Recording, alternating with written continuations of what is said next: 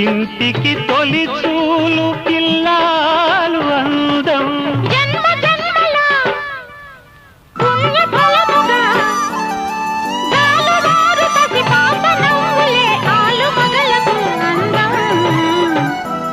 ఇది చెరగని ప్రేమకు శ్రీకారం, ఇది మమతల మేడకు ప్రాకారం. పండిన కలలకు శ్రీరస్తు, పసుపు కుంకుమకు శుభమస్తు. కనివిని ఎరుగని అనురాగానికి కల